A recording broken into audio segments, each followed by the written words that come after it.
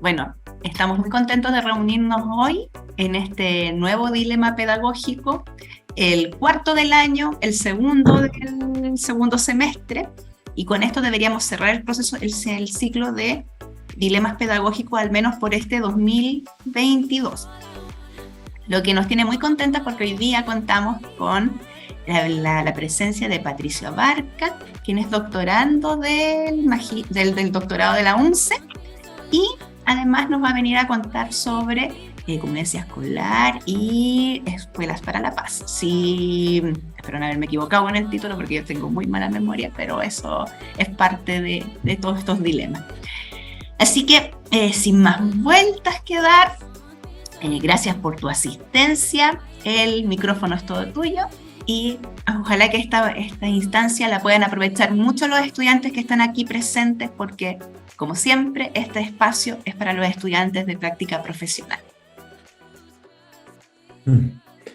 Muchísimas gracias, Marcela, por la presentación y por la oportunidad hoy día de compartir una temática que está en permanente tensión, particularmente en una sociedad y en las sociedades contemporáneas, donde hoy día se cuestionan los conceptos como paz y donde hoy día la violencia emerge como un dispositivo bastante complejo a nivel social, lo cual se traduce, como lo vamos a ver el día de hoy, precisamente también en las arenas educativas. Eh, Voy a tener una presentación y en esta primera parte me gustaría compartir un poco del tema para luego pasar a la conversación y a la discusión, porque la idea de un dilema es precisamente que podamos tensionar y cuestionar un poco estos aspectos y llevarlo a nuestros contextos.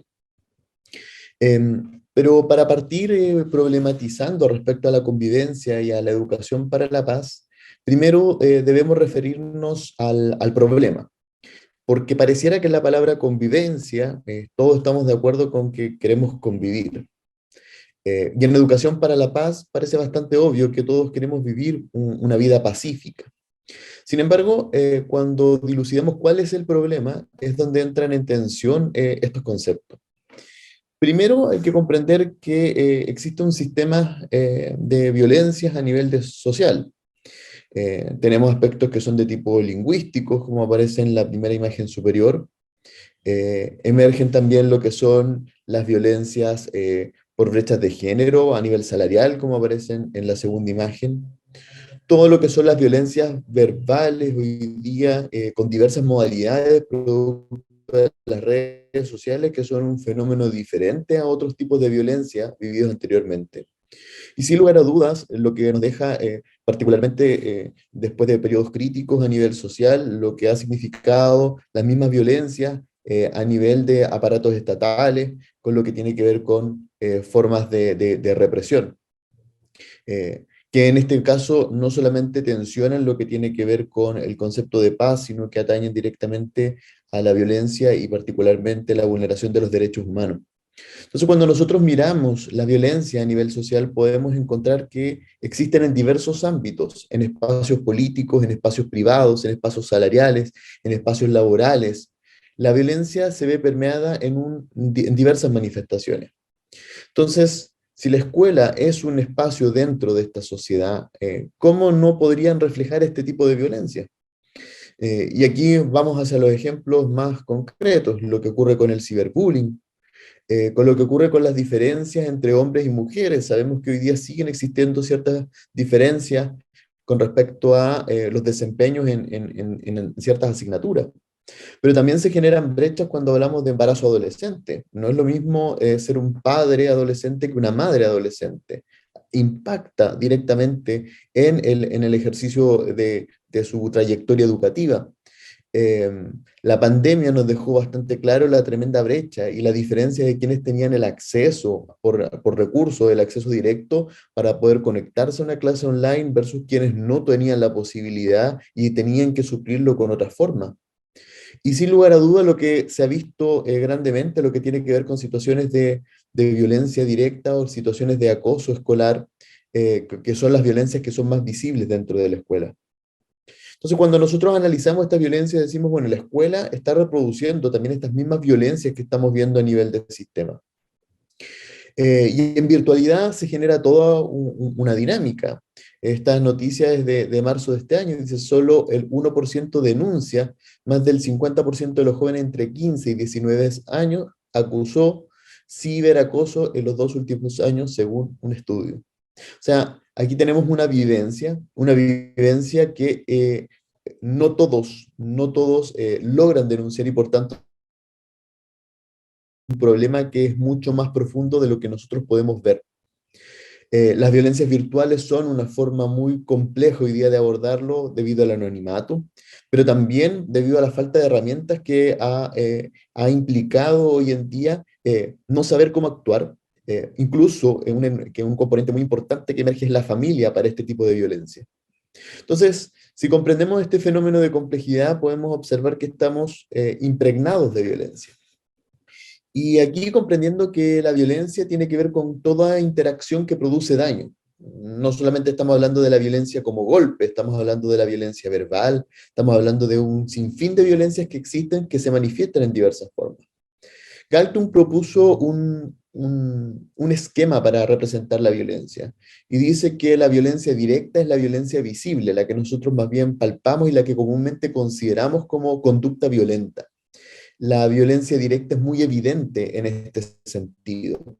Sin embargo, tal cual como fuese un iceberg, dentro y bajo esta violencia directa, existen dos tipos de violencia que no son tan visibles, que no somos tan conscientes, pero que sostienen y sustentan la violencia directa.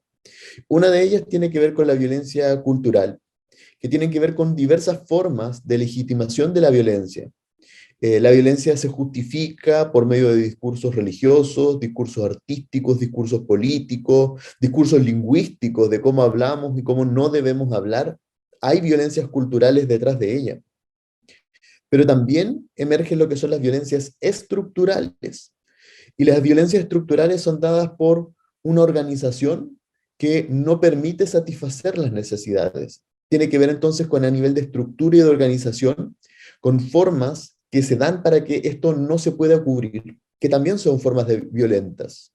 Cuando decimos que alguien no tiene acceso a la salud o no tiene acceso a la educación o no tiene acceso a la violencia, perdón, acceso a la vivienda, estamos hablando de una violencia estructural porque estamos negando la necesidad de un sujeto, estamos omitiendo una forma de respuesta y lo que ocurre con este triángulo es que una forma de violencia que entra por cualquiera de estos tres vértices se va a empezar a movilizar hacia los otros vértices. Es decir, una violencia que surge, por ejemplo, como violencia cultural, como negación de algo, en el sentido de esta forma de legitimarla, una violencia verbal, como el decir, no, las mujeres no son representadas en el lenguaje. Esta violencia cultural tarde o temprano se transforman en violencias estructurales y tarde o temprano se transforman en violencias directas, porque las violencias van mutando y se van apropiando de estos vértices. En este sentido, cuando nosotros vemos un acto violento, una violencia directa, rápidamente tenemos que preguntarnos cuáles son las violencias culturales y estructurales que la sustentan. De lo contrario, nos enfrentamos al gran problema que tiene un iceberg. Cuando ustedes saben que cuando a un iceberg uno le corta la punta, emerge mayor sobre la superficie, una mayor masa sobre la superficie. Y muchas veces estamos bajo estos sistemas de pensando que queremos erradicar la violencia, pero no queremos erradicar todas las violencias, sino que queremos erradicar la violencia directa, omitiendo o pensando que no existe una violencia cultural y una violencia estructural. Entonces, estas violencias culturales que están muchas veces ligados a discursos que permean las actitudes de los seres humanos, estas violencias estructurales que tienen que ver con negar las necesidades a nivel de estructuras, ya sea, llámese Estado, llámese escuela, llámese cualquier tipo de organización, emergen de una u otra forma en comportamientos violentos. Y aquí entran entonces las primeras preguntas para que vayamos pensando y luego podamos abrir el diálogo. ¿Qué violencias culturales y estructurales existen en nuestras escuelas? Porque cuando se habla de violencia, parece que como que la cultura sea violenta no parece ser el discurso. ¿Cuáles son las estructuras violentas que existen? ¿no? Queremos una cultura de diálogo, pero no queremos pero el director no quiere dialogar con los profesores, el director no quiere dialogar con los estudiantes, o el docente no quiere dialogar con los estudiantes. Entonces, ¿de qué manera podríamos nosotros generar una cultura de diálogo si no lo instalamos a nivel de estructura? Cuando se habla de no a la violencia, que es un discurso muy potente, ¿se está hablando de todas las violencias? Es decir, cuando queremos realmente, hablamos de que estamos preocupados por la violencia. ¿De qué violencia estamos preocupados? ¿Dónde está nuestra preocupación? Cuando en el último periodo, que ha sido algo que se ha instalado y algo que se ha evidenciado en las escuelas, que ha aumentado la violencia, ¿se está hablando de que aumentaron todas las violencias o estamos hablando de alguna en particular? Y si estamos hablando de alguna en particular, vuelve la pregunta de Galtung: ¿cuáles son las otras violencias que están a la base de esa violencia que es más visible? Y otra pregunta no menor es: ¿quiénes son los violentos? ¿Quiénes son las violentas? ¿A quiénes se les justifica ser violentos o violentas? ¿Ah? Porque no parece ser una situación de que todos sean por igual. Y de hecho, una problemática que tiene hablar con respecto a la paz es precisamente de que muchas veces se invisibilizan ciertos sujetos, se invisibilizan cierta estructura y no somos conscientes que como sociedad también validamos la violencia. Y las validamos de diversas formas. Retener a alguien contra su voluntad claramente lo consideramos una situación violenta. Pero si yo le pongo contexto y le digo que esta persona cometió un crimen, y estoy reteniéndolo contra su voluntad en una cárcel, claramente como sociedad decimos, está bien. Estamos en contra de la violencia, pero si alguien entra a mi casa a robar y yo me defiendo, ocupamos el concepto legítima violencia. Estamos en contra del porte de armas, pero sabemos que existen ciertas unidades dentro del Estado a las cuales descansamos las armas para proteger la paz por la violencia, paradójicamente. Entonces, como sociedad, hay que tener mucho cuidado cuando se instala este discurso de la no violencia, porque hay que comprender bien a qué estamos haciendo referencia. De lo contrario, podemos caer en un discurso muy liviano en cuanto a la no violencia, sin comprender que como sociedad legitimamos ciertas formas de violencia. Y aquí comprender también un anticipo entre la diferencia entre el conflicto y la violencia. Entendemos la violencia como un conflicto no resuelto de manera pacífica. Y los conflictos son inherentes a las relaciones humanas. Donde hay personas hay conflictos. Es decir, los conflictos como tales son situaciones que van a ocurrir. Y por tanto, toda organización humana va a tener y va a vivenciar conflictos. Cuando la escuela dice no estoy preparado para enfrentar los conflictos, pero si hay dos personas van a haber conflictos, mucho más si hay 100, si hay 500, si hay 1000 o 1500 dentro de una institución, van a haber conflictos. Por tanto, la escuela como tal debe prepararse porque los conflictos van a estar presentes. Lo que podemos evitar son las situaciones de violencia como tal, podemos evitar las escaladas de un conflicto, pero el conflicto como tal se va a dar. Y bien lo sabemos, gracias a los manuales de convivencia escolar, es que existen formas para resolver de manera pacífica un conflicto. La negociación, como un diálogo entre dos personas, cuando le pedimos a dos estudiantes que resuelvan sus problemas conversando. La mediación, cuando un tercero entra para mediar y dialogar entre ellos, pero en este caso ya realizando un papel activo. Y el arbitraje como una forma de decidir. Yo siempre lo cuento, yo fui profesor de un séptimo básico y en un momento tenía dos estudiantes que estaban discutiendo. Yo estaba pasando por la sala y estaban discutiendo por una goma, algo muy trivial, pero estaban discutiendo de la goma. Cuando yo escuché y claramente vi que la situación, esperé a ver cómo evolucionaba la discusión entre ellos. Pero llegó un momento en que esa discusión pasó de calibre, ¿cierto? Se emerge una situación ya de respuesta violenta, de violencia verbal. Y ahí yo tomo a los dos estudiantes y converso con ellos, ¿no? En este momento yo lo que hago es pasar de la negociación que tenían ellos, pasar a la mediación, ¿no? Entro como un tercero para poder mediar la situación. Y claramente yo le digo, poner un nombre a Juanito: Juanito, oye, pídele disculpa a tu compañera Bárbara por lo que ocurrió. Juanito dice, discúlpame Bárbara por lo que ocurrió. Y le digo, Bárbara, pídele disculpa a tu compañero. Y Bárbara dice, no pienso pedirle disculpa a este tal por cual.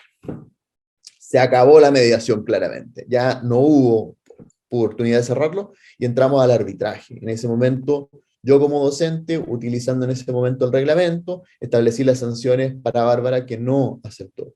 Entonces el arbitraje llega como una medida donde un tercero determina, en este caso, cuál es el camino a seguir. No necesariamente tiene que ser sanciones, pero es un tercero ahora que, más allá de la voluntad de las partes, establece cuál es el camino a seguir. Y en este marco de violencias, de conflictos, emerge este concepto de la paz como un concepto en la cual se ha definido de múltiples formas. El concepto más básico que hoy día se denomina paz negativa es como la ausencia de la guerra, diríamos la ausencia de la violencia. Hay paz cuando no hay violencia, hay paz cuando no hay guerra. Sin embargo, se ha demostrado a lo largo del tiempo y la historia misma ha demostrado de que muchas veces no ha habido guerra, pero tampoco ha habido paz, ¿no? Una de las grandes paradojas ahí está en la Guerra Fría, en la historia, cuando no hubo un enfrentamiento armado, pero claramente no había una situación de paz como tal. Por otra parte, otros apuntan a una paz que sea neutralizadora de la violencia, es decir, un agente activo para erradicar las formas de violencia. Y en general hay consenso de que la paz es como un proceso permanente, ¿eh? En el cual la sociedad enfrenta, transforma y resuelve los conflictos por medio del diálogo y la justicia en igualdad de condiciones y derechos, lo que permite la construcción de una convivencia armónica. Bajo este sentido, paz y convivencia guardarían una relación, pero la paz estaría en este caso no solamente dada por una situación de ausencias de violencia, sino de una forma o una manera de enfrentar los conflictos, de una manera de garantizar también ciertas condiciones para el desarrollo de una sociedad. Mucho se ha hablado, y sobre todo a partir de todo lo que ocurre desde del estallido social, cuál era el concepto de paz que se manejaba dentro de nuestra sociedad, y es interesante volver a mirarlo desde esa perspectiva. Eh, Porque sin existir una guerra como tal, las condiciones sociales y humanas no son garantes, en este caso, de una convivencia pacífica. La paz ha sido conceptualizada como un derecho humano, y eso está garantizado dentro de lo que es la convención, pero claramente hay un largo camino todavía que construir. Y por otra parte, la paz guarda una estrecha relación con el concepto de justicia. No se puede hablar de paz sin hablar de justicia, particularmente porque cuando han existido situaciones de violencia, también hay necesidades de reparar.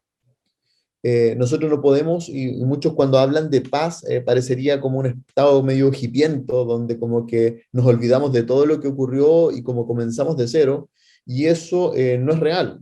Lo real es que la paz emerge cuando hemos tomado conciencia de las violencias, y si han existido violencias necesitamos hacer reparación para que realmente las partes puedan avanzar en proceso de restauración de estas relaciones que han sido rotas. Por otra parte, los conflictos armados también han demostrado que el post-conflicto no es la paz, es decir, la resolución de un conflicto no garantiza necesariamente la existencia de paz.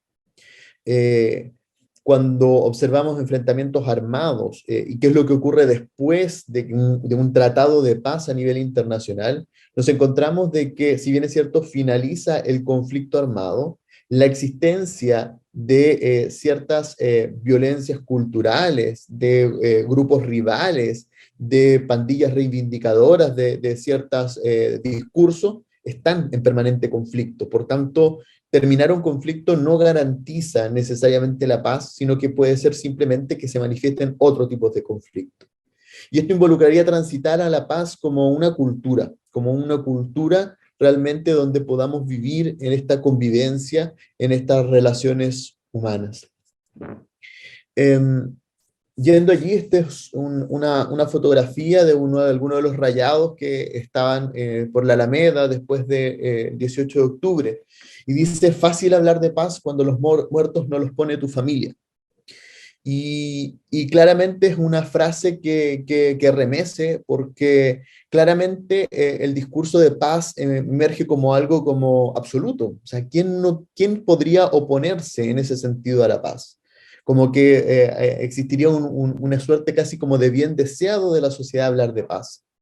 Pero claramente, cuando no hay justicia ante una situación de violencia, el discurso de paz es un discurso muchas veces como que, diríamos, políticamente correcto, pero que permite muchas veces guardar demasiado polvo debajo de la alfombra.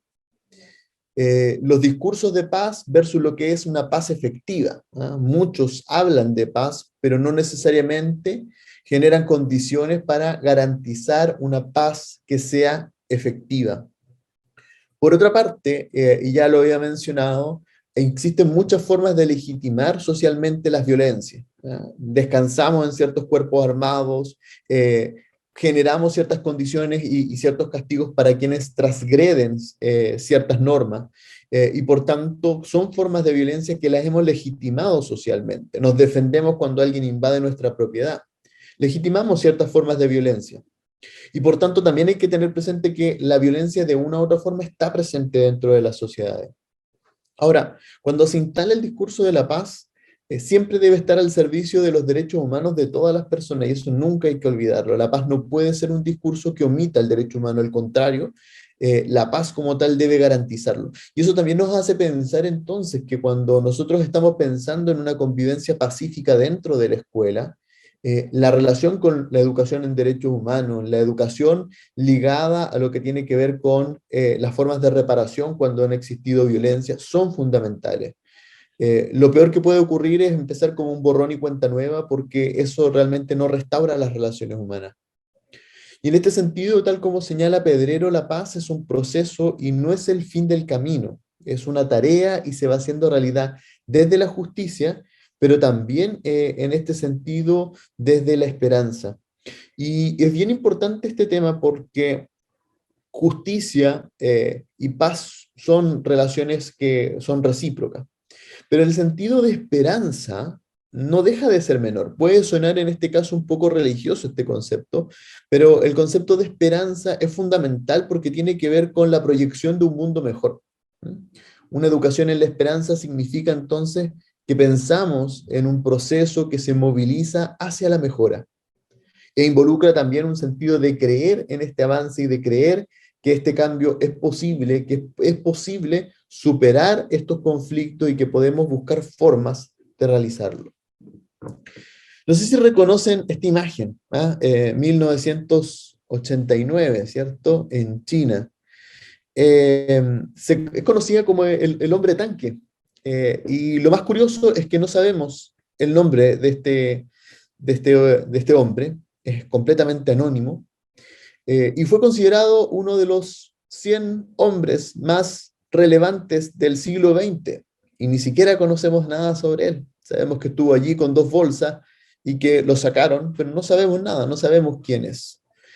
Él, ante una situación de una serie de represiones en China, entonces se para frente a un tanque haciendo una respuesta no violenta, parándose y frenando una situación.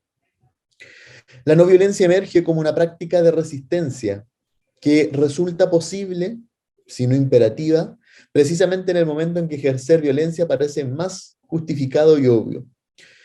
Y si bien es cierto, y aquí yo presento la conceptualización, cada uno después debe tomar postura al respecto, pero lo que ocurre muchas veces con las violencias es que cuando una situación violenta es respondida con más violencia, lo más factible es que el otro responda de manera más violenta, y esto genera una escalada de violencia, la cual puede literalmente no tener límites, ¿no?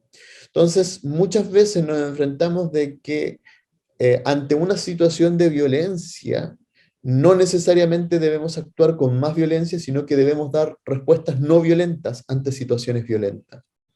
No sé si a alguno le ha pasado en los trabajos o en las relaciones con estudiantes, pero a mí al menos mi experiencia es que muchas veces algunos estudiantes venían o tenían una respuesta a gritos o una respuesta muy violenta incluso contra uno mismo como docente.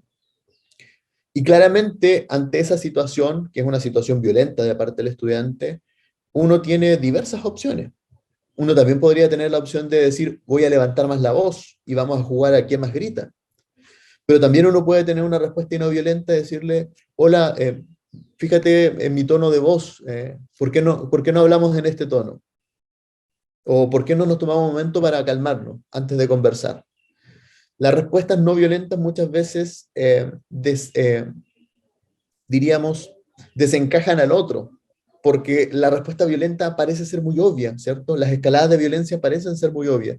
Por tanto, las respuestas no violentas también hay que considerarlas dentro de un margen de cómo podemos nosotros pensarlas en los espacios educativos. Ahora, no simplemente la respuesta no violencia, la no respuesta como no violencia es ausencia, es una forma de reorientar la agresión para afirmar los principios de igualdad y libertad. Y esto significa entonces que debemos pensar bajo qué mecanismos nosotros como docentes es que enfrentamos la violencia dentro del aula. Me pasaba con un curso primero medio, no lo voy a olvidar, fue hace muchos años, pero muy inquietos, eran muy conversadores, eran muy desordenados. Y yo converso con la profesora jefe y le digo, oye, sabes que me cuesta muchísimo manejar tu curso, no, me cuesta montones poder hacer una clase con ellos, porque son muy inquietos, son muy disruptivos, son no solamente conversadores, sino que se mueven mucho, no acatan órdenes, una serie de situaciones. Entonces me dice, no, yo voy a ir a la sala. Claro, llegó a la sala un día y pegó un grito que hasta yo me quedé callado del puro grito, la verdad. Entonces uno dice, chuta, o sea, si tengo que gritar de esa forma, ¿cierto? Si tengo que enseñar que al fin y al cabo el orden de la sala está dado por ser un ejercicio de violencia de esa naturaleza, la pregunta es, bueno, ¿qué es mejor? ¿Ah? O reorientando la pregunta, ¿de qué manera busco situaciones o herramientas alternativas para generar una cultura de trabajo, una cultura pacífica, una cultura donde esos conflictos que están presentes los podamos resolver? Y ahí no son respuestas inmediatas, y eso hay que tenerlo presente. Hay respuesta inmediata, el grito es una respuesta inmediata que tiene un efecto directo muchas veces. Sin embargo, a largo plazo no sustenta y a largo plazo no genera una cultura pacífica ni una cultura de convivencia. Entonces hay que tener presente que una respuesta de esa naturaleza termina legitimando muchas veces otros tipos de violencia y otras fases más. En este sentido, hay que comprender que la educación para la paz, ahora ya yéndonos más al campo educativo, pasa a ser un proceso de promoción de conocimientos, habilidades, actitudes y valores necesarios para lograr cambios de comportamiento que permitan a niños, niñas, jóvenes y adultos prevenir los conflictos y la violencia, tanto manifiestos como estructurales, resolver conflictos pacíficamente y crear las condiciones propicias para la paz, ya sea en un nivel intrapersonal, interpersonal, intergrupal, nacional o internacional. Si ustedes se fijan, este concepto de educación para la paz que da la UNESCO es un concepto bastante amplio, pero que se centra precisamente en que cuando hablo de educación para la paz estoy hablando de promover y promover conocimiento, habilidades, actitudes y valores, una serie de herramientas que permitan hacer estos cambios y no solamente provocar estos cambios directos, sino que a largo plazo prevenir estas situaciones de violencia e incluso prevenir conflictos que son prevenibles. Hemos dicho, los conflictos son inherentes a las relaciones humanas, pero también hay conflictos que podríamos evitar. Entonces, ¿de qué manera resolvemos estos conflictos de manera pacífica? Pero a largo plazo, una educación para la paz está pensando en generar condiciones para la paz. No se trata de pedirle solamente a los estudiantes que se comporten de manera pacífica, sino que se trata de generar condiciones al interior de la escuela para que realmente podamos vivenciar una paz y, como hemos dicho, entonces también vivenciar los sentidos de justicia, vivenciar también los sentidos de derecho, en este caso de niños, niñas y adolescentes, que podamos vivenciar una cultura democrática dentro de la escuela. Y esto no solamente a nivel de lo que tiene que ver como con las personas, sino que también entre los grupos. Y esto claramente tiene una proyección porque nuestros estudiantes ejercen su ciudadanía desde sus convicciones, desde estos principios que van a aprender. Se critica mucho que no saben, o que los jóvenes o los adolescentes no saben vivir o comportarse, no saben ser ciudadanos y ciudadanas, pero no hemos replicado esas características dentro de la escuela. Entonces, ¿de qué manera podemos exigir un comportamiento si la escuela no ha generado estas condiciones? Por este sentido, la educación para la paz guarda directa relación con lo que es la educación ciudadana. No podemos desligar y hablar de educación para la paz sin hablar de ciudadanía. Insisto, muchos utilizan el discurso de la educación para la paz para controlar, y se olvidan directamente de que educación para la paz y ciudadanía guardan relación porque involucra posicionar al sujeto como agente dentro del campo de toma de decisiones, de vivenciar esas relaciones. La educación para la paz tiene una relación con la resolución de conflictos, lo hemos dicho, porque es la única forma de prevenirlo, ya sea por medio del diálogo, acudiendo a la mediación o aceptando el arbitraje en estas medidas. Por otra parte, y aquí es un concepto bien importante, una convivencia sostenible e integral en el tiempo.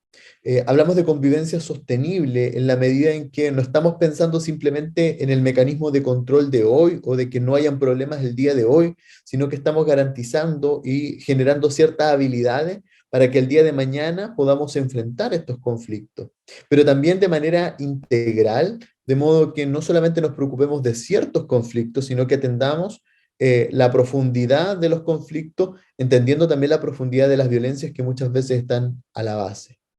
Y por sobre todo el diálogo. El diálogo pasa a ser una clave.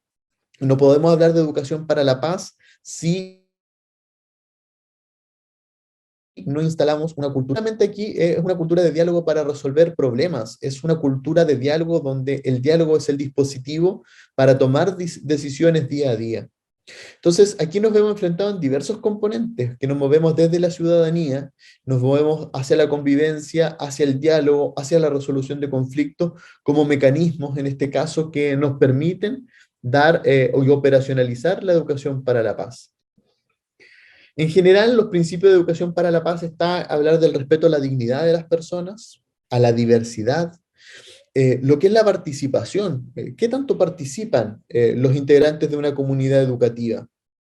Es una pregunta muy importante porque si hablamos de ciudadanía y de participación, ¿de qué manera la escuela es un espacio para generar esa autonomía y esa toma de decisiones? El diálogo, en este sentido, y lo que tiene que ver con la escucha activa, pasan a ser elementos claves. Pero la escuela no enseña a dialogar. Damos por entendido que las personas tienen que dialogar y les decimos reúnanse en grupos y conversen, pero no le hemos enseñado a las generaciones a dialogar como tal, y hoy día estamos viviendo las consecuencias de ello. Todo lo que significa cooperar, pero también negociar ante situaciones de diferencia.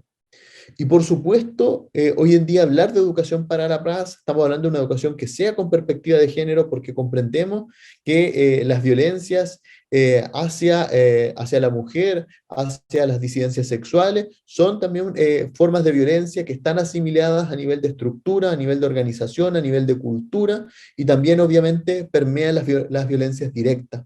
Entonces, en este sentido, hablar de una educación de la paz debemos hacerlo con perspectiva de género y sobre la base de educar en derechos humanos y sobre derechos humanos.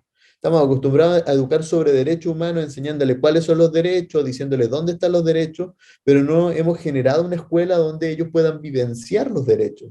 Y esos son los dobles discursos que genera la escuela.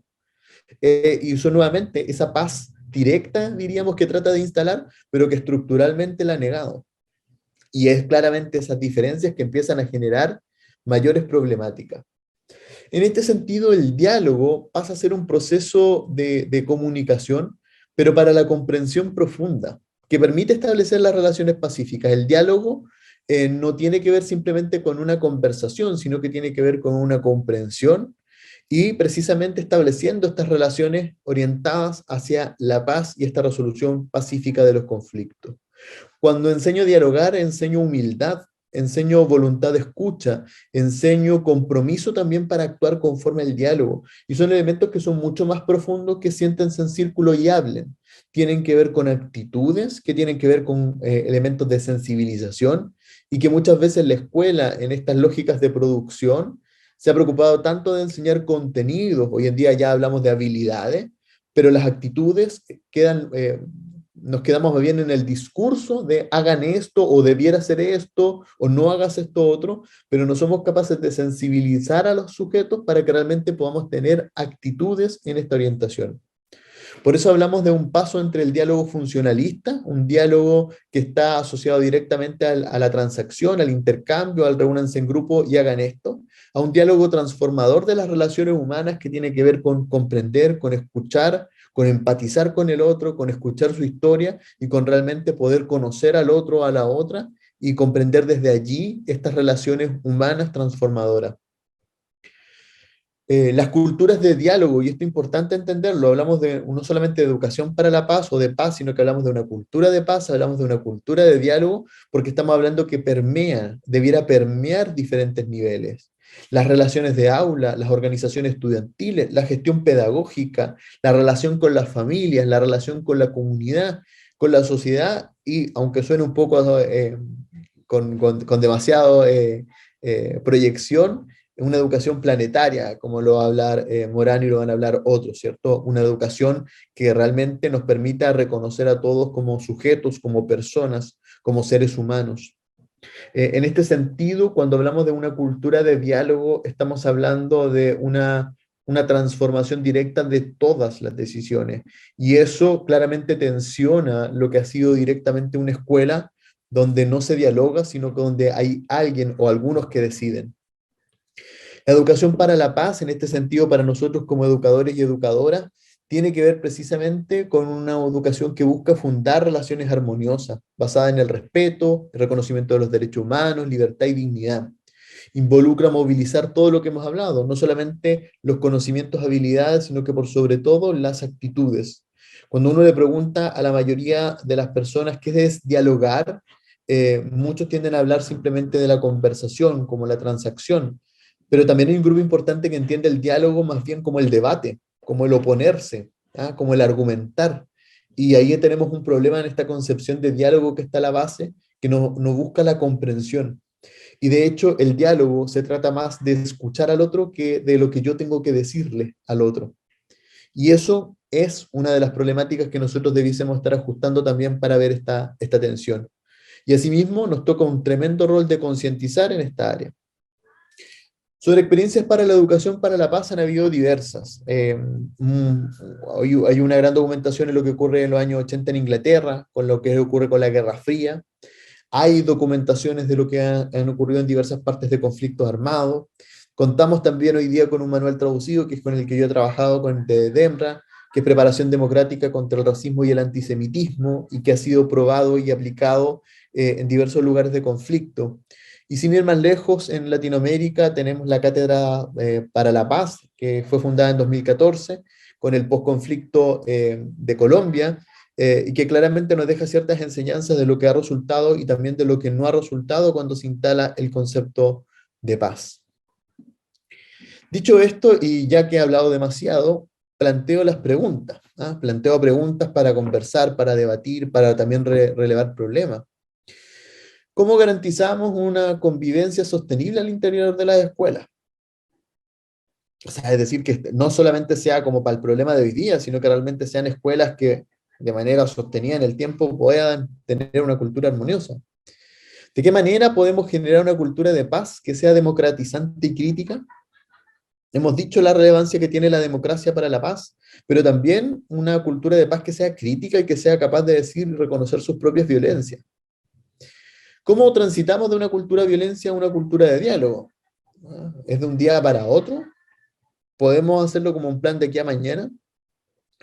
¿Cómo conversa el currículum, la didáctica y la evaluación para la generación de una cultura de diálogo y democracia? Es bien interesante porque si queremos dialogar, ¿y qué pasa si nuestros estudiantes quieren dialogar sobre lo que enseña la escuela, sobre las formas en que enseñamos? Y si queremos dialogar, por ejemplo, con las formas de evaluación, ¿podemos dialogarlo? ¿Estamos dispuestos? ¿O el diálogo solamente para que ellos no nos dejen hacer tranquilos nuestras clases? Queremos una sociedad más democrática, pero ¿estamos dispuestos a democratizar las escuelas? Y eso no solamente tiene que ver con a nivel de direcciones, como muchos lo creen, tiene que ver con el cuestionamiento de mi propia práctica pedagógica dentro del aula. Y eso me increpa directa a mí como docente. ¿De qué manera se genera una educación para la paz más allá del protocolo frente a conflictos? Son preguntas para tensionar, para dialogar, y aquí abrimos el micrófono para compartir ideas y experiencias.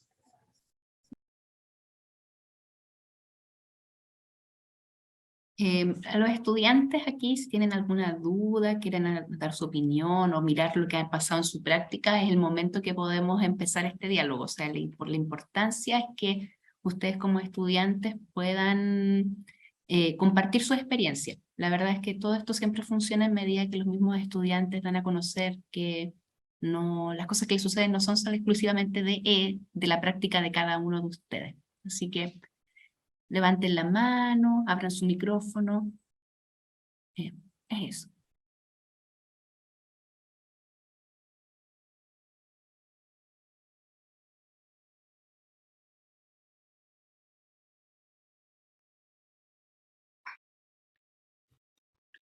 Marcela, si es que nadie de los estudiantes quiere opinar, preguntar, y cuando ya nadie quiere hablar, me gustaría hablar. Ya abriste el micrófono, Jorge, así que no hay problema. Bueno, es un problema que tiene muchas capas, ¿no? Y tú te paseaste de capas muy generales, de capas de entendimiento a nivel planetario, a la capa también de lo que es dentro del curso o dentro de dos personas, y cuando uno percibe cuando está en un estado de violencia y cuando no. Por ejemplo, algunas cosas que fui anotando. Por ejemplo, los alumnos hicieron una encuesta a los alumnos de música y hablaron de violencia académica. Entonces también hay ciertos estratos. Yo también hablo la violencia de la malla. De repente uno se da cuenta que la malla en la formación de profesores es una malla violenta, que violenta el día a día de las personas. Y ahí por ambos lados. Y después un problema que a lo mejor no es pertinente hablarlo ahora. Yo no soy amigo, pero esto es una cosa personal. Yo no soy amigo de este gran invento que hicieron los psicólogos a principios del siglo XX, ¿no? La curación a través de la palabra. Yo creo que no. Yo creo que nosotros hay que hacer como un análisis del lenguaje, del logos, ¿ya? Porque tú hablabas del diálogos, ¿ya? Así me ha tocado ver un poquitito, ¿no? Esta cosa, los cuneiformes, cuando estaba el lenguaje del cuneiforme, que eran varias lenguas en cuneiforme, el lenguaje de los egipcios, que ahí también hay una lógica, y el lenguaje de los chinos, ¿no? Que me da cada rato la vuelta de estos libros, del libro principal de sabiduría, que para mí es el Tao Te Ching, que fue escrito en chino porque la lengua de ese momento lo permitía. O sea, el Tao Te Ching no podría haber sido escrito en griego, ¿ya? Y este gran invento del abecedario, ¿no? de Ugarit, pueblo fenicio, que lo tuvo escondido mucho tiempo porque era una tremenda herramienta del abecedario, hasta que 200, 300 años se descubre y pasa a Grecia y ahí pasa a todos los idiomas que nosotros nos basamos en los alfabetos. Entonces, ¿por qué te digo que el diálogo no es, insisto, esto puede ser para algo, el diálogo no es porque nuestro lenguaje, la creación misma ya es violenta. Es un lenguaje basado en lo agonístico, en lo conflictivo. O sea, tú te vistes en la necesidad de crear al tiro un conflicto, de hablar de la violencia para poder hablar de la paz, ¿te fijas? Entonces yo creo que en el sustrato mismo del lenguaje hay en la creación ya hay una actitud de violencia. ¿Por qué? Porque detrás de eso el lenguaje, por ejemplo, está lleno de deseos. Y el deseo ya en sí invita a la violencia. La resistencia que tú propones también yo creo que es una acción de violencia, ¿ya? Yo me pongo, porque la palabra misma, violencia, significa fuerza, ¿ya? Del étimo, de cuando nace. Entonces, yo creo más en por ejemplo, en un estado de ausencia.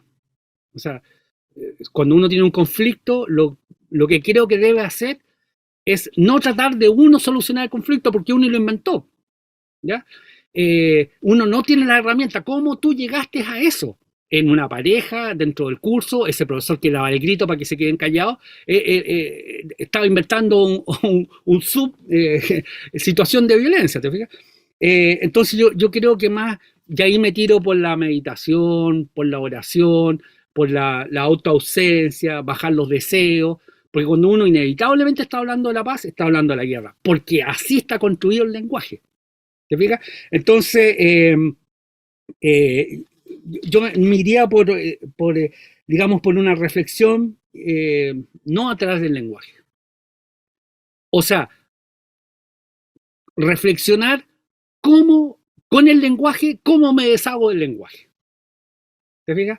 Es como decir, la computadora nos ha metido en estos grandes líos que estamos viviendo en la humanidad, ahora con la computadora, a ver cómo nos libera la computadora de eso. Entonces, esta cosa desea no desear, ¿te fijas? El que habla no sabe y el que sabe no habla. Entonces yo creo que en educación creo que deberíamos practicar más el estado de ausencia.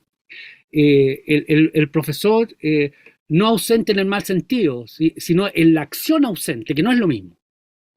No sé si me estoy explicando. Bueno, esto lo digo, insisto que puede ser un diálogo más largo, pero yo creo que la gran equivocación de la humanidad, y que está puesto en Juan, en el Evangelio de Juan, cuando dice que la palabra venía junto a Dios y al final dice la palabra es Dios. O sea, ahí ya se crea ¿cómo se llama? Una teología que es muy violenta. Es muy violenta. De partida esta cosa que es hombre, en fin. O cuando dice Meister Eckhart, se me olvidó el nombre, este místico alemán, dice, Dios, libéranos de Dios. Como este Dios inventado, esta paz inventada, que lo que hay que hacer es deshacerse del lenguaje nomás. Perdonen lo largo, ¿eh? Pero es porque nadie, absolutamente nadie quiere hablar. Gracias, Jorge. No sé ahí, Patricio, si quieres comentar algo. Sí, Jorge nos mete en un tremendo problema, ¿eh? Literalmente en el dilema. Y es bien importante como comprender, porque realmente hay que asumir las violencias que están dadas por el lenguaje, y eso es un primer campo y una primera limitación. Hay violencias en el lenguaje que son violencias culturales, heredadas, y ahí tenemos siempre los dos caminos. Hay un camino, como bien lo señala Jorge, como más bien desde el ámbito más contemplativo, y que puede ser una mirada, ¿cierto?, reconociendo las limitaciones que nos presenta el lenguaje, pero también la parte lingüística nos ofrece lo que son las resignificaciones, y también son otro camino que otros han mostrado. Cómo resignificamos una situación, o resignificamos palabras, o le damos nuevo sentido. Y analicemos nuestro presente, cuando Piñera dice estamos en una guerra, ¿ah? Con tal declaración como tal, genera una semántica y un significado social que genera una reacción. Independiente que simbólicamente, independiente de que podamos tener muchas explicaciones, se instalan ciertos conceptos, y entonces nuevamente emerge, y ahí emerge la paradoja de hablar de, ¿cierto?, no más violencia, y en esa acción de no más violencia también hay muchos elementos violentos de por medio. Entonces siempre estamos en estos circuitos bastante complejos de cómo poder de comprenderlo, y de hecho también incluso del mismo abuso de la palabra violencia. También llegamos a un nivel donde todo puede ser violento. Y en ese sentido, si nos vamos, claro, por una línea, comprendemos que la violencia tiene que dar dado con el daño. Y la pregunta es, ¿qué nos causa daño y por qué nos causa daño? Y eso también es interesante poder comprender en esa profundidad. Ahora, a nivel de relaciones humanas, cuando hablamos de cómo nos comprendemos con los sujetos, el diálogo pasa a ser un camino, pero ese camino está lleno de dificultades. De hecho, el diálogo no es el garante, sino que más bien no es la meta, sino que es un camino constante, y como se dice en paz, es un tejado de vidrio que se rompe y se resquebraja con la más mínima palabra, ¿no? Y ahí nos da razón a lo que dice Jorge. Ahora, comprender esto del diálogo también lleva una problemática, y porque muchos han entendido, sobre todo con la logoterapia, por ejemplo, con estas formas que están basadas en el diálogo. en quedarse en un plano discursivo lingüístico. Y eso es uno de los grandes peligros que tiene el discurso de la paz. Hablar de paz cuando realmente no garantizamos condiciones de coexistencia pacífica. Hablamos entonces de que nuestro país, como este discurso que se une, como cierto, hablando recientemente incluso de la Teletón, este discurso Chile se une, ¿cierto? El chileno es solidario, y nos envolvemos en este discurso como de que somos una nación, pero invisibilizando las violencias estructurales, negando las necesidades de la atención de salud que debiera tener toda persona, independiente de que exista o no exista una campaña solidaria. Entonces, cuando estamos en estos discursos son muy envolventes, suenan muy lógicos, suenan casi como que no deberían cuestionarse porque suena políticamente incorrecto, pero esos discursos muchas veces lo que están haciendo es guardando debajo de la alfombra todos estos problemas. Entonces, el diálogo, y desde allí que muchas veces el diálogo tiene que ver con la ausencia de palabras, paradójicamente. Nos ocurrió hace muy poco, bueno, como parte de la tesis, instalamos un dispositivo para generar diálogo con los estudiantes, y una de las cosas que se dio es que un estudiante contó su vivencia de haber sido migrante, un chico de 15 años que contó su experiencia de migración. Y la respuesta de la monitoria del grupo, esto fue vía Zoom, todos se quebraron con la situación, y lo que ocurre es que simplemente hubo reacciones así. No hubo palabra para poder expresar lo que sentían, porque realmente era una situación que claro, uno lo ve en el reportaje, lo ve en el otro, pero es diferente cuando te lo estoy contando a ti y con personas que tienen ya un determinado lazo. Entonces, el silencio muchas veces emerge como una respuesta dialógica, empática, que puede ser superior a cualquier cosa o cualquier palabra. No sé si les ha pasado cuando fallece alguien, y las condolencias muchas veces están de sobra, porque lo que simplemente basta es abrazar a alguien, ¿cierto? Y con eso generamos mayor comprensión, mayor profundidad, mayores lazos humanos que cualquier discurso elaborado, tarjeta o lo que fuese escrito. Entonces, comprendemos las limitaciones que tiene el lenguaje, y yo creo que y ahí veo dos caminos ante lo que planteas. Una posibilidad también de lo que está con otras formas no lingüísticas, pero también reconociendo de que cuando existen estos caminos de tipo lingüístico, si no van acompañados de acciones, son discursos baratos, populistas, de sentido común, pero que no generan condiciones de paz real. Me gustaría decirte otro acápite que surgió mientras tú hablabas, ¿no? O exponías. Uno escucha a colegas en la universidad decir, por ejemplo, no, eso es escolar. O sea, usan la escuela para decir que algo es malo. No, eso de niños chicos. Usan a los niños para decir que algo que no corresponde. O las metáforas, ¿no? Oye, no te dispares a los pies. Oye, tuve que tomar esa decisión porque me pusieron una pistola en el pecho. ¿Te fijas? Como el lenguaje lleno de imágenes violentas. También cuando empiezan las olimpiadas en los colegios, que hay que ganarle a alguien, que uno tiene que ganar y tiene que haber muchos perdedores. Eso en esencia, o sea, uno ve los profesores de educación física, o cuando empiezan con las olimpiadas de las matemáticas, eso es pura violencia. La misma nota, transformar una actitud humana, o cómo decir, tienes tal nota. En un colegio estuve hace poco viendo prácticas, me dijeron, de primero a cuarto queremos eliminar la angustia de la nota. Bueno, y después qué decir de la autoviolencia, porque no fui competente, porque no pude ganar, porque me equivoqué en una nota musical en el escenario. Subir a un niño a un escenario es muy violento de repente. Hay gente que no lo resiste, hay gente que incluso deja la música porque está con esta idea egocéntrica de deseo de aparecer y que alguien te quiera y te suba a un escenario, y si eso no te resulta, es de una tremenda frustración. En la Junji, por ejemplo, hace un par de años me dijeron que ellos eliminaron las presentaciones porque era muy violento para los niños. Estar al calor, estar al frío, y aparecían y todos los papás sacando fotos. Entonces, en este caso, como yo soy profesor de música, a mí me interesa el arte como un proceso de formación y no para ir a mostrárselo a nadie, para disfrutar ese sonido, ese silencio en el aula, nada más que eso. Con los alumnos de repente tiramos arco de flecha en la cancha del pedagogio, ¿no? Y yo les digo, no traten de ser certeros, tiren la flecha y disfrutan como vuelan, nada más, ¿te fijas? Ni siquiera mejorarte a ti mismo, porque la peor de todas es la competencia con uno mismo y la autoviolencia con uno mismo, ¿ya? Anda tú si no aprobáis tu examen de doctor. El trato que te vas a dar.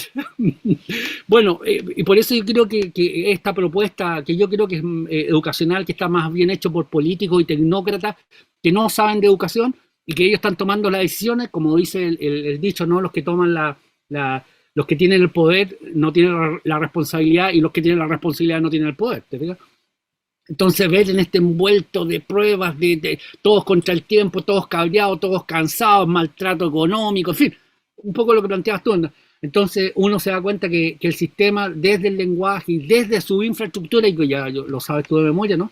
O usted, es violento por todos lados. Entonces, y dicen, oh, la gente está violenta. Si todo lo que haces, hasta el más chico le pones una nota, no lo dejas entrar porque no respondió tal al jardín infantil. Eso es pura violencia. Entonces, vuelvo a lo que tú decías, tú hablabas de la violencia como daño, pero yo también digo la violencia como fuerza. Fuerza que se opone a algo. Eso. Oye, gracias por tu exposición y por estar aquí compartiendo. Ahí, ante eso, Jorge, y bien interesante cuando tú hablas de fuerza que se opone a algo, ya entramos en el conflicto de la tensión, violencia y paz.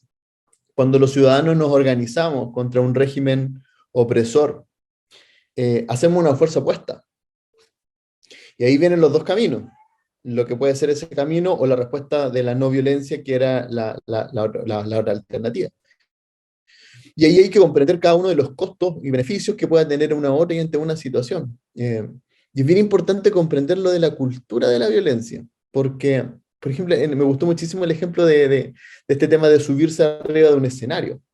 Claro, subirse arriba de un escenario per se no tiene en sí mismo, hasta que se genera una serie de condiciones de competitividad, de exposición, de nerviosismo. Y por otra parte, una falta de valoración de la diversidad versus entre quienes pueden y quienes no desean o no quieren o no se sienten. Entonces, cuando, claro, si hablamos nosotros en esta situación de superar estas situaciones de violencia, debemos ser capaces de comprender este valor que tiene la diversidad. Y desde allí también el valor, porque el diálogo en esta dirección genera una situación orientada hacia el trabajo democrático y de organización ciudadana, que es muy importante. Ponernos de acuerdo pasa a ser fundamental para ello, que también son formas que nos pueden llevar a un camino pacífico, pero también el diálogo podría ser utilizado también para organizaciones de forma violenta, paradójicamente. Entonces, es importante como comprenderlo, sobre todo incluso con lo que tiene que ver con el tema de las normas. Comprendemos que tenemos una constitución, estamos a hablar del tema ya contingente, tenemos una constitución, queremos cambiarla. ¿Cómo la cambiamos para que realmente se reflejen las normas? ¿Y qué pasa si para poder cambiarla necesitamos ir en contra de esa constitución? Genera un bucle donde no hay una salida. Y eso también hay que asumirlo como tal. A mí me gusta muchísimo el concepto de paz crítica, precisamente porque nos hace conscientes de que muchas veces este concepto de paz que se emplea no es tan pacífico. La paz ha sido empleada con situaciones con fines de guerra, con fines económicos. Recordemos que muchas de las comisiones de paz de la misma ONU, por ejemplo, que han llegado supuestamente a liberar ciertos territorios que estaban causando opresión, simplemente han sido con fines económicos y no se ha garantizado el derecho de las personas. Entonces, hay un discurso violento dentro de estos discursos de paz, y la paz crítica nos ayuda un poco a decir, ojo, porque hay violencias, están presentes, y debemos entonces pensar en otros mecanismos que muchas veces este discurso de paz, como tú bien lo señalabas, invisibiliza realmente los problemas de fondo. Y esto claramente tiene atañe a las relaciones humanas que están dentro de la escuela. Todos queremos una escuela que sea pacífica, queremos la resolución pacífica de conflictos, pero muchas veces las escuelas no están garantizadas o no desean, o los mismos docentes.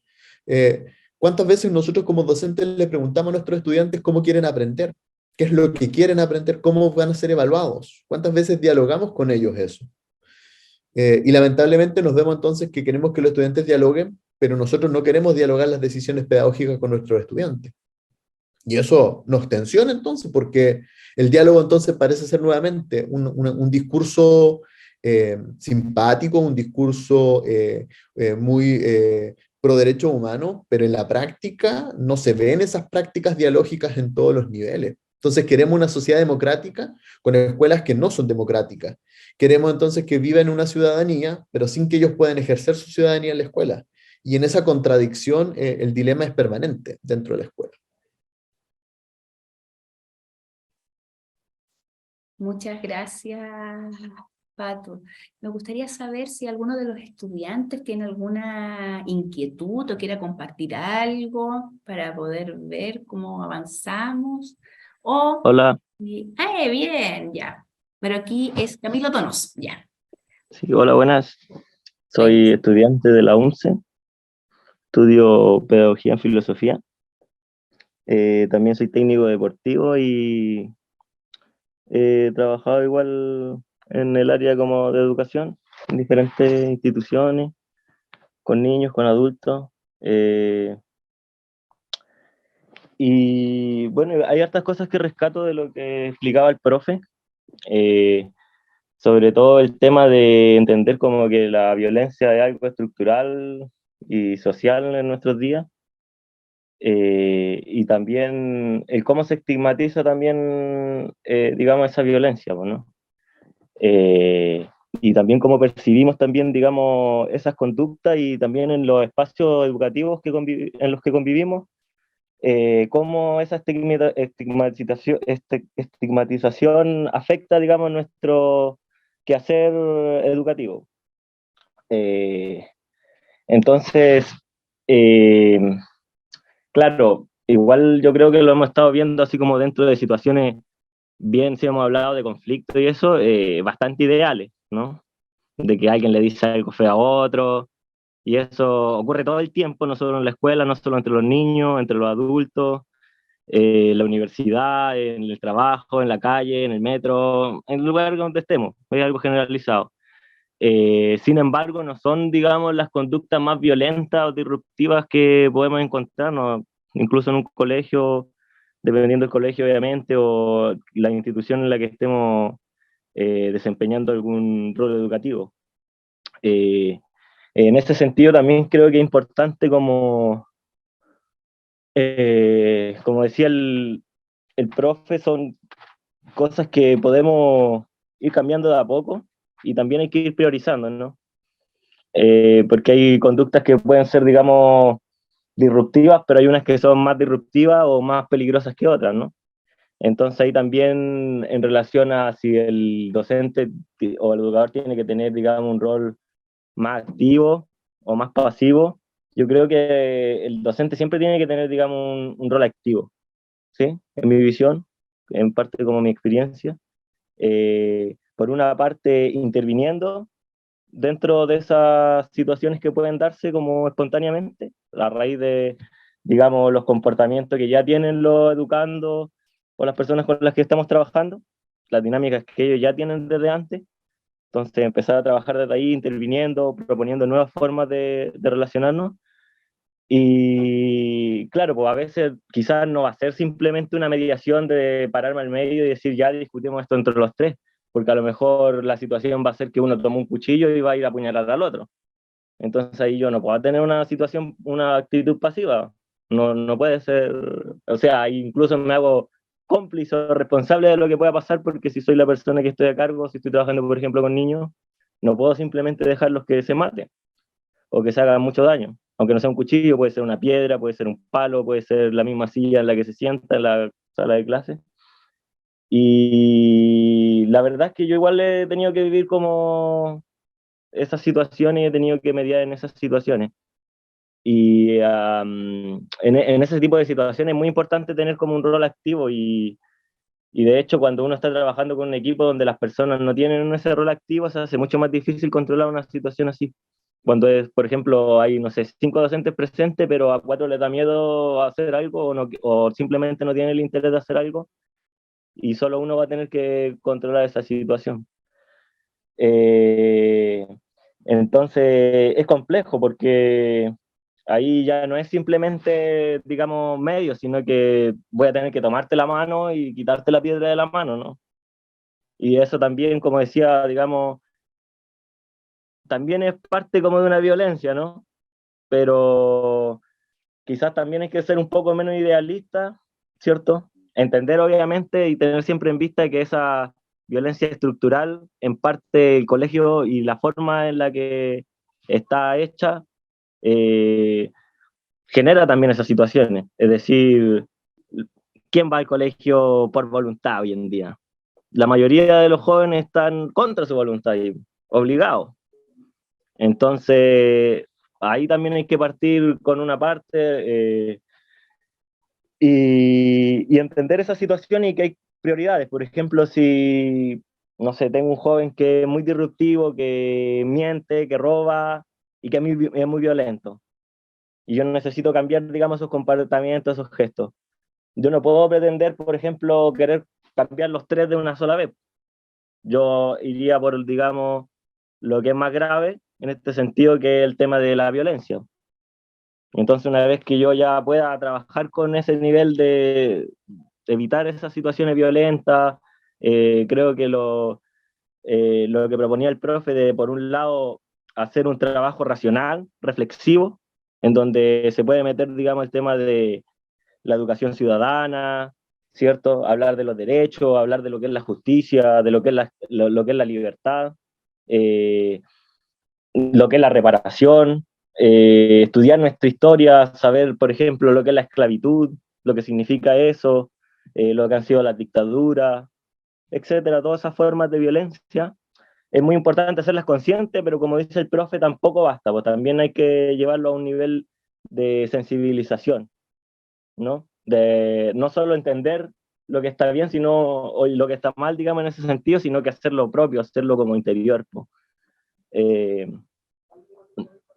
eh, Eso por un lado, y por otro, eh,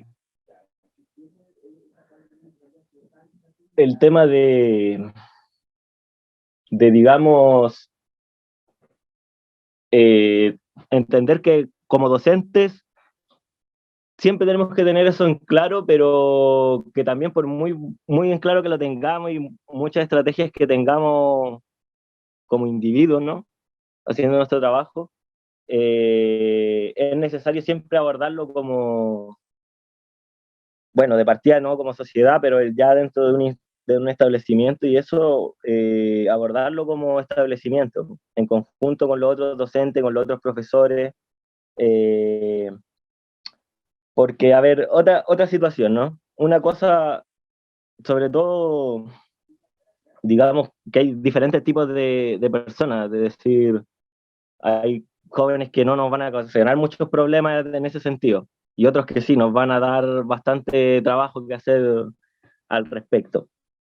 Y generalmente también hay otros factores asociados como enfermedades, digamos, mentales, depresión o situaciones que también han vivido nuestros educandos en su vida. Es decir, no es lo mismo un niño que vive con sus dos papás, que tiene, digamos, como decía el profe, necesidades básicas que se cumplen, digamos, tiene alimento, tiene un techo donde dormir, a un educando que sus papás están presos, sus papás están muertos, o sus papás los mataron violentamente, y no tienen una seguridad de qué comer o dónde dormir. o que han vivido la única forma de sostenerse y sobrevivir ha sido a través de conductas disruptivas, de violencia, de robar, y es la forma que ellos conocen de sobrevivir, más que también lo hagan por maldad. Entonces también hay de repente una estigmatización que va desde los docentes, desde las mismas instituciones, hacia ese tipo de jóvenes. Y al final eso se vuelve también una escalada de violencia, porque no logro nunca generar un diálogo, no yo con él, sino que él se integre en una comunidad y que pueda establecer un diálogo con sus pares, con el profesor, no como un profesor, sino como con un par en el sentido de, como decía el profesor, apuntar hacia un reconocimiento como seres humanos, ¿no? Y en ese sentido es importante tener en claro, digamos, esa estigma por un lado, y por otro también tener mucha atención a la relación que nosotros construimos también con los estudiantes. Porque a lo mejor, claro, el tono de voz es algo importante, pero si yo tengo una mala relación ya con mi estudiante de un año, en el que el estudiante me odia, a lo mejor no tiene razones para odiarme, a lo mejor la razón por la que me odia es una mentira, pero le caigo mal, me odia, no tengo una buena relación con él, no va a ser lo mismo que si yo le digo, oye, no hagas eso, muy calmado que se lo diga, para él puede sentirlo muy, muy fuerte, ¿no? Porque la percepción que tiene de mí ya es mala. Entonces es importante cuidar siempre, tener una relación en positivo con ellos, y a partir de eso ir generando como digamos, instancias, pero es muy importante eso que decía el profe de que con ciertos educandos quizás tener una voz autoritaria o pegar un grito te va a funcionar, pero con otros simplemente va a ocasionar una situación más disruptiva, va a ocasionar que el educando quiera pegarte, y a lo mejor incluso a veces hay, digamos, docentes que son muy confrontacionales, generan la situación, y cuando la situación ya está ahí enfrente de ellos, no tienen cómo solucionarla. Y su actitud puede ser, en vez de, digamos, hacerse cargo del problema, por ejemplo, esconderse. Y eso tampoco está bien, ¿no? Porque también estoy dando ciertas señales. Por ejemplo, soy confrontacional, hago que tú incrementes tu nivel de violencia, que subas, y después te doy espacio para que tu violencia avance, para que tú avances con eso, destruyas todo, y yo no hago nada. Entonces, al final, la conducta disruptiva termina siendo exitosa. Y eso, visto desde como la utilidad de la persona que está teniendo la conducta, le va a reafirmar esa conducta. Entonces, también hay que saber medir eso, porque lo mismo que antes, por prioridad, es decir, si tengo un educando que es violento, muy violento quizá, y llega a ser violento con otras personas, es decir, llega a la agresión física, muy fácilmente tal vez, y además dice garabatos o además golpea cosas. En una situación así, si yo puedo evitar que sea violento con las otras personas y dice garabatos y golpea cosas, ya estoy teniendo un avance porque ya estoy evitando que golpee a otras personas. Entonces yo quizás no puedo evitar las tres cosas al mismo tiempo, pero sí siempre, por lo menos, tengo que evitar esa, ¿no? O quizás va a haber situaciones en las que tengo que elegir, porque puedo evitar que la persona le haga daño a otras personas, pero al mismo tiempo no voy a poder evitar que la persona se haga daño a sí misma, porque también muchas veces en estas situaciones de violencia, sobre todo cuando no son tan conscientes, por decir así, eh, la persona puede redirigir la violencia, ¿no? Es decir, no puedo acceder al objetivo con el que quiero ser violento, y la frustración llega a un nivel tan grande que redirijo mi violencia al compañero que está al lado, que no tiene nada que ver, pero voy y le pego. Y a mí me ha tocado ver igual ese tipo de situaciones, pero también por eso hay que también ir analizando también caso a caso, con esos, por lo menos con esas situaciones así como más conflictivas, y tratar de extinguir esas conductas violentas, y cuando no se pueden extinguir, tener un plan o ver la forma de amortiguar los efectos negativos que esas conductas puedan tener. Y también teniendo en vista de que la conducta no sea exitosa, que no... Y eso también obviamente va a generar una frustración en la persona, que también puede o redirigirse hacia otra persona o redirigirse hacia ella misma. Pero también hay como un cierto como ordenamiento de las prioridades que hay que hacer, que a veces no se puede, digamos, eh, lograr así como efectos ideales, ¿no? Pero también hay que entender que cuando hay situaciones así, que también no son solamente de la persona, sino que hay que analizar qué es lo que está provocando eso. Las conductas de la sala de clase, de los otros estudiantes, del profesor, son todas las cosas como que van a afectar al final para poder tener un buen trabajo o un mal trabajo. Y eso, era como un poco mi aporte, sí, quizá podríamos como también hablar de esas situaciones que son quizá un poco más difíciles que simplemente una discusión, ¿no? Donde a veces hay riesgos de otras personas o riesgos de la vida de las personas, cuando digamos la violencia, más violencia que otra cosa, ¿no? Eso, no sé qué piensa. Gracias, Camilo. Y nos planteaste muchísimos problemas. Vamos a tratar de hilar algunos para poder ahí enfrentar. Eh, claro, primero hay que distinguir ahí dos cosas, ¿cierto? Lo que tú planteas como que son las situaciones urgentes, que son las conductas disruptivas, que lamentablemente muchas veces la escuela es lo que enfrente considera como el problema. Eh, eh, y no permite ver los problemas que están de fondo. Y eso es una grave situación de muchas veces quedarnos con estas situaciones que son violentas o que parecen como violencia directa y no nos permiten como enfrentar el problema de fondo. Me acordó, lo que narrabas me acordaba de estaba con un cuarto medio. Bueno, yo mido como 1,67 m, pero tenía un estudiante que medía 1,93 m. Era muy alto y muy ancho, muy grande. Entonces yo estaba en el lectivo de cuarto medio y de pronto había un ventilador atrás porque hacía calor y me doy cuenta que un estudiante en una fila para y da vuelta el ventilador como apuntando al otro, y este compañero se para, da vuelta, el otro se vuelve a parar, da vuelta y de pronto el chico que es más grande se para de una fila, agarra el cuello del otro así y le empieza a pegar puñete así, pero uno tras otro.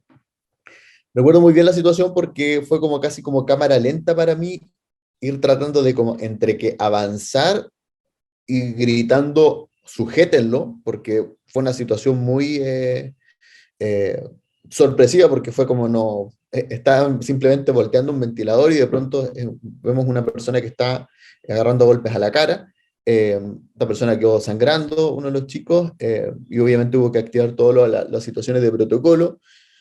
Y yo como profesor con los nervios de punta, obviamente, porque uno no estoy acostumbrado a estar enfrentando situaciones de golpe. Eh, Paradójicamente, si ustedes me acuerdan, o sea, si ustedes me preguntan qué fue lo que más me afectó, más allá de la situación de la sala, fue después haber enfrentado y tener que hablar con la dirección y darnos cuenta de que había una serie de problemáticas asociadas con este estudiante, la cual no estábamos enterados los profesores y que se nos expuso porque además había y aquí distinguir entre lo que es una conducta violenta de aquellas que son conductas delictuales. Y hay que también hacer una distinción, no todas las conductas violentas son delictuales. Y aquí sí estaba asociada a una situación de conducta delictual. Entonces, cuando uno enfrenta, y mi gran problemática fue no haber tenido el apoyo, de habernos anticipado este tipo de situaciones donde teníamos un chico donde no había control de impulso, estábamos en marzo recién conociendo en este caso los cursos y no teníamos información de una situación que podríamos haber abordado de manera preventiva. Entonces, cuando nosotros hablamos de estas situaciones, claro, hay una cosa que tiene que ver con la coyuntura. En este momento, el plan A era separar a los estudiantes. O sea, lo primero es no eliminar esta situación violenta. Lo segundo tiene que ver después claramente con calmar a cada una de las partes, atender la necesidad del chico que fue golpeado, que estaba sangrando, había que llevar a la enfermería, llamar a la familia y todos los protocolos. Pero hay una situación que tiene que ver a largo plazo, no solamente de decidir o de sancionar, porque la sanción es lo más rápido que puede existir, sino cómo restaurar estos lazos de estos dos estudiantes que el próximo lunes se van a volver a ver. Y hay una relación no solamente que está rota, o sea, hay una situación de violencia de por medio que impide que las relaciones humanas fluyan como antes, si es que las existían, pero peor aún, se han cristalizado estas relaciones humanas. Entonces, la conducta sostenible en el tiempo precisamente apunta a ver que más allá de eso, que hay que enfrentarlo en el momento, hay que ver cómo hacer esos caminos. Y nuevamente, el post-conflicto no es la paz. Que hayamos separado a los estudiantes no garantiza el hecho de que esos estudiantes tengan una relación pacífica. No hay paz allí. Hay una situación tensa, hay una situación de una cultura de tensión que está a la base y por tanto hay que hacer acciones de escucha, de diálogo, de comprensión, de restauración, de justicia asociado en este caso si es que hay alguna sanción. Eso frente a la situación, pero también en una situación a largo plazo de comprender y de autoconocimiento. Las personas a veces no se dan cuenta qué es lo que les molesta. Y hay que enseñar a los estudiantes a decir, oye, a mí me molesta esto, y cuando estoy con otro me molesta. Y hay que dialogar ese tipo de situaciones. Estamos acostumbrados a una cultura donde no sabemos reconocer nuestras emociones, no sabemos reconocer nuestros sentimientos, no sabemos reconocer qué es lo que nos molesta, y también está mal visto decir que algo nos molesta. Entonces, ese tipo de cosas la escuela debe trabajarlas a largo plazo porque por medio del diálogo podemos lograr estos conocimientos. Hay cosas que pueden parecer muy obvio, pero hace algunos años, si fue antes del estallido, de haber sido 2017, salió una encuesta que decía que aproximadamente el 58% de los estudiantes de octavo básico justificaban una dictadura. Estamos hablando que estudiantes que nacieron en democracia en Chile, la mayoría de nuestros estudiantes justificaban la existencia de dictadura. Y uno entonces empieza a decir, bueno, ¿qué es lo que ha pasado con la educación que he recibido, que ha entregado la escuela, que hace que podamos valorar sistemas de organización que violentan a las personas?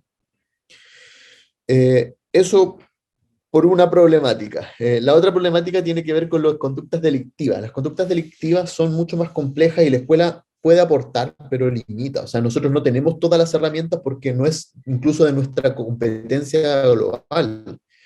Una conducta delictiva requiere un trabajo intersectorial, requiere de un psicólogo, de un trabajador social, de una intervención comunitaria, y la escuela tiene que sumarse, tiene que atenderlo el CEFAM, tiene que atenderlo en redes. Un estudiante que ha cometido una conducta delictiva requiere un apoyo. Y hay que comprender que en las conductas delictivas existen distorsiones cognitivas. Y las distorsiones cognitivas son cuando una persona asigna un valor positivo a algo que es negativo. Robar es bueno. Es bueno. Cuando un estudiante dice, ¿y para qué voy a trabajar si al final mi papá vendiendo droga gana más que haciendo otro tipo de trabajo? Hay una distorsión cognitiva. Cognitivamente se ha preparado para una conducta que es antisocial y por tanto ahí el discurso de, no, eso está mal, no ayuda en nada. El discurso moralista al que está acostumbrado a la escuela no ayuda. Las distorsiones cognitivas requieren un apoyo de un psicólogo, de terapeutas, y la escuela tiene que sumarse y aprender a escuchar también de otras disciplinas. Lamentablemente siempre nos falta tiempo para esto porque estamos con miles de cosas, pero la escuela no es el único, la única institución que debe responder a esto. Aquí se requiere un trabajo intersectorial, requerimos trabajar con el CEFAM, requerimos saber las orientaciones de un psicólogo, y es importante que a nivel de trabajo social existen redes, pero muchas veces la escuela no escucha o no busca la ayuda, y hay que comprenderlo en esa dimensión. Lo otro es que hay una serie de situaciones de violencia que tú nombrabas que tienen que ver con la falta de derechos de los niños y niñas y adolescentes. Y la escuela, nosotros no podemos construir la vivienda, no entregamos salud porque no somos médicos, no somos médicas. Hay muchas cosas que la escuela no puede hacer y son factores de riesgo. ¿Qué es lo que hace la escuela? Ser un factor protector, aumentar la autoestima, ser un adulto de confianza, proveer espacios de expresión. Esos son los factores protectores que nosotros podemos ofrecer en esas situaciones de violencia social, pero hay que comprenderlo desde nuestra labor. Muchas veces los profes cargamos con una mochila que no podemos llevar y que no nos corresponde llevar. Entonces hay que ser capaz de reconocer nuestras limitaciones y reconocer, sí, que las oportunidades están en los factores protectores. Y en ese sentido, por ejemplo, ha sido lo que está ampliamente documentado, los talleres artísticos, los grupos musicales, las expresiones de educación para la paz a nivel de arte, han demostrado que son espacios para dialogar, son espacios de expresión, son espacios de solidaridad, de creación de confianza, son espacios tremendamente potentes para que niños, niñas y adolescentes generen una cultura de paz dentro de sus escuelas. Y eso en todos los niveles se ha demostrado alta efectividad. Y por último, un llamado un poco como a qué es lo que hacemos nosotros. Y esto tiene que ver con autoconocimiento, que cada uno de nosotros hacemos clases. Entonces vienen las preguntas. Yo como profe, ¿qué me afecta cuando veo una situación de violencia? ¿Cómo me afecta a mí si veo a un estudiante, quizás, no sé, a un estudiante que dice un garabato, ¿me afecta? Si el estudiante me dice un garabato a mí, ¿me afecta? Si el estudiante veo que uno está golpeando a otro, hay gente que se paraliza frente a los golpes. ¿Cómo reaccionamos nosotros frente a los golpes de otras personas? ¿Cuál es nuestro primer instinto? Les pregunto algo más, incluso más familiar. ¿Qué cara ponen ustedes cuando hay una situación violenta dentro de la sala? ¿Ustedes creen que sus estudiantes no saben reconocer cuando ustedes se han enojado y cuando no? ¿Qué rasgos hacen? A veces uno jura, no, yo no dije nada, pero con la cara que uno pone, chuta, generó la Tercera Guerra Mundial. Entonces, hay que reconocerse, hay que conocerse, hay que un autoconocimiento que es fundamental para poder cómo nosotros enfrentamos las situaciones de violencia. Después viene la primera es el conocimiento. Lo segundo es reconocer cuáles son los recursos que tengo. Quizás tengo una voz potente que me puede ayudar. Quizás tengo suficiente altura para hacerlo. Quizás tengo recursos, ¿cierto? Verbales, físicos, que me permitirían a mí enfrentar una situación. Quizás tengo un recurso de la empatía o el chiste que puede lograr romper una situación de tensión. Cada uno tiene recursos diferentes y hay que saber aprovechar esos recursos en pro de poder resolver esas situaciones de conflicto. Y lo tercero, que tiene que ver con los cursos de acción. ¿Cuáles son los cursos de acción que yo tengo dentro de la escuela? ¿Cuál es el reglamento? ¿Cuál es de convivencia escolar? ¿Cuáles son los protocolos que existen para enfrentar este tipo de situaciones? Yo, ya sea profesor o profesora, o esté en práctica, debo conocer cuáles son los caminos y debo actuar de acuerdo a ellos. Entonces va desde un plano desde el autoconocimiento, de mis recursos, pero también de los recursos institucionales que estén asociados para enfrentar este tipo de situaciones. Claramente, a medida que uno va teniendo más experiencia, uno va enfrentando diversas situaciones y eso a uno le permite tener respuestas más efectivas. Pero es lento el camino, lamentablemente es lento, pero por sobre todo hay que apoyarse en los recursos que uno sí tiene. Muchos temas, Camilo. Oye, muchas gracias por tu intervención allí y esperamos ahí haber dado un poco de luces. Vale, gracias. Yo creo que Patricio diste hartas luces en honor al tiempo, porque estas jornadas duran 1 hora y media. Fue un gusto contar contigo. Creo que siempre hablar de educación para la paz es una necesidad en educación. Esperamos que a futuro los estudiantes siempre puedan preguntar más y compartir sus experiencias, porque finalmente en ese compartir uno empieza a ver qué posibles soluciones existen. O sea, muchas veces el trabajo en red es parte de las cosas que uno tiene que hacer en educación y especialmente para el abordaje de los conflictos, porque los conflictos siempre van a estar presentes en la vida y eso es parte de las escuelas y del mismo desarrollo personal. Entonces, gracias. Cualquier duda, ya saben, podemos redirigírtelas a ti, Patricio, y ojalá que esta oportunidad no sea la única oportunidad de haber compartido contigo. Creo que puede ser una muy buena instancia si en algún otro momento podemos generar un encuentro. Y es eso, o sea, gracias a todos los que estuvieron. Sé que se conectaron algunos campus pedagógicos a través del tutor, por lo que me llegaron los mensajes, entonces también, aunque se vean poquitos hoy día en la sala común, no fueron tan poquitos. Es eso. Y por supuesto que también esta grabación va a ser vista nuevamente en el espacio de la virtual práctica. Muchas gracias por todo el tiempo brindado. No sé si quieres decir algunas palabras de cierre, Patricio. Eso. Agradecer simplemente la oportunidad y el espacio para poder compartir y recordar siempre que a veces pueden parecer estas situaciones un poco angustiosas, pero hay que recordar siempre de que el autoconocimiento y los caminos pacíficos deben ser siempre la vía. Es muy importante saber que tenemos recursos, que hay cursos de acción y que hay otros que también lo han vivenciado. Entonces, es muy importante pensar en estrategias que no solamente nos permitan apagar el incendio, sino que nos permitan construir una escuela sostenible. Y hay muchas experiencias que han resultado y es importante que las podamos poner en práctica. Así que muchas gracias por la oportunidad y el espacio y también estamos disponibles allí para otros espacios de compartir. Muchas gracias a todos los presentes y damos por finalizado este último dilema pedagógico del año. El próximo año los nuevos practicantes tendrán este espacio. Y si ustedes también estudiantes quieren revisar los anteriores dilemas, vayan al e-virtual. Siempre van a encontrar mucha información que les puede servir de apoyo en este último proceso de práctica. Eso, muchas gracias. Adiós.